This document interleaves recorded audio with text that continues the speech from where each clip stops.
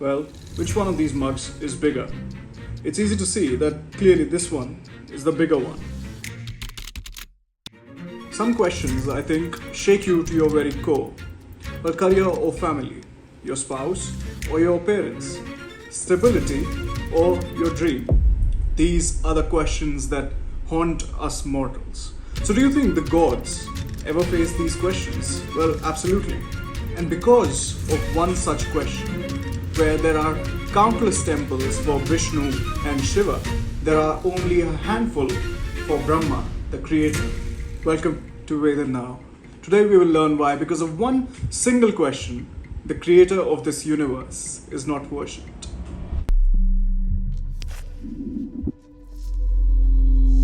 One morning, in the realm of the gods, the Devatas woke up to find the universal peace shattered. The two pillars of the cosmos, Brahma and Vishnu, stood face to face. Brahma's rage erupted into words. He says, "I arrive here, and he does not even greet me.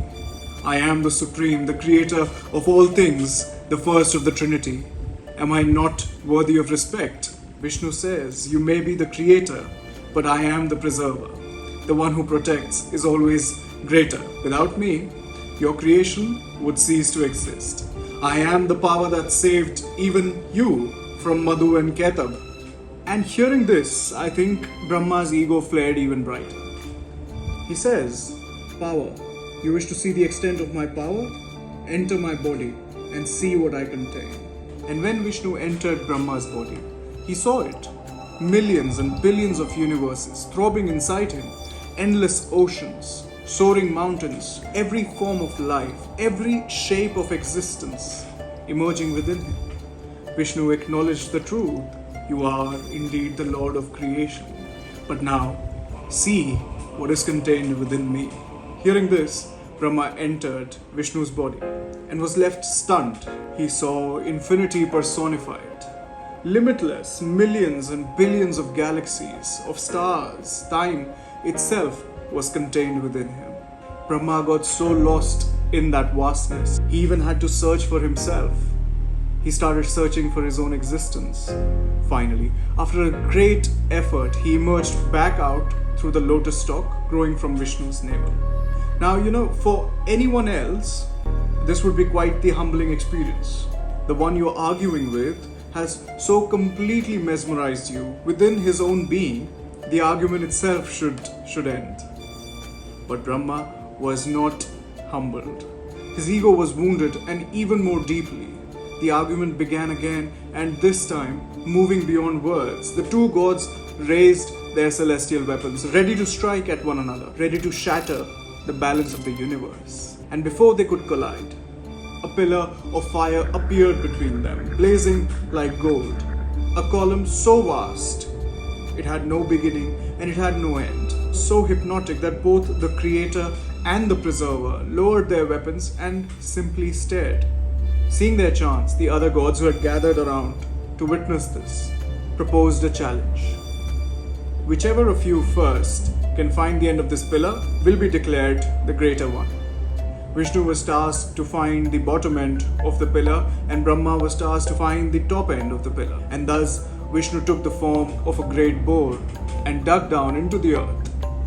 And Brahma became a swan and soared up into the heavens. For ages upon ages and eons upon eons, they both searched for an end. But the pillar was just endless. They kept searching, Vishnu kept digging, and Brahma kept soaring higher in the sky. Eventually, Vishnu grew tired. He returned exhausted, and he bowed his head with humility. He admitted his defeat. But Brahma flew on and on. His ego wouldn't let him stop.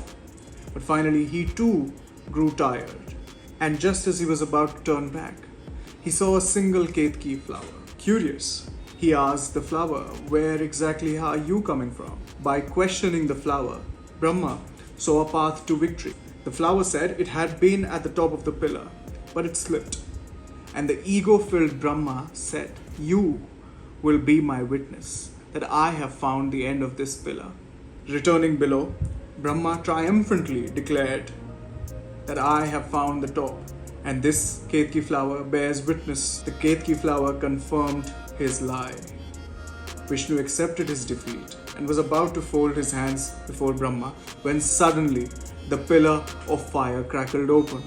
The sound of Om echoed through the cosmos. And from within the blazing light, an enraged Mahadev appeared. "Liar!" he screamed. Everything fell silent and Shiva roared. "This Jyotirlinga is infinite. It is a symbol of the ultimate reality, the Brahman, the supreme truth of which we are all just a part. Sri Hari embraced his failure, but you, Brahmadev, you were so afraid of losing that you made deceit your path to victory." Shiva cursed him. "As you have denied the truth, so shall the universe deny you. You will not be worshipped." And in that moment, the Puranas taught us everything about ego and humility. Shiva's curse holds true to this day. This story gives us 3 learnings for dealing with ego in our own lives. The first one, recognize the ego's trap. The argument only began because of the question, who is greater? This is ego's first trap, comparison. This is something which is such a core part of our childhood. Our marks were always compared to the next student. Our performance in sport was always linked to how well or how poorly somebody else performed. That has formed the basis of our understanding that comparison is the ultimate truth. But this story raises concerns to this whole argument. The whole fiasco happened because of the question, who is greater? So look in your own life. Where are you comparing? The second one is understanding the power of admitting defeat. So Vishnu showed his true strength by admitting defeat. This means having the courage to say, "I don't know," or "I was wrong." It is quite the task to accept when we are wrong. We don't realize how many problems in our life can simply be solved by accepting the fact that we were wrong.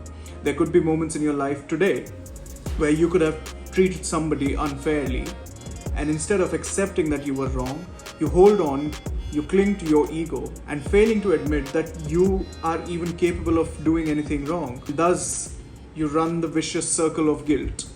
The third is knowing the consequence of the lie. Brahma won the argument for a moment, but lost his honor for eternity. Remember, the lie you tell to protect your ego will always take away something which is much more valuable. It is going to take a piece of you. Any lie is bad, but worse is when you lie to serve your own ego, to serve the function of your ego. So true victory isn't in proving you are superior. True victory is in standing in your own truth, even if that truth is your own failure. I'm sure you must have heard it that accepting failure is often the first step towards success. I just gave you one of the oldest stories associated to it. But another event happened that day that changed the course of history. Prajapati Daksh was also present in that assembly. Now, what effect that the curse have on Daksh? If you know, let me know in the comments. And to learn about that story, make sure you subscribe.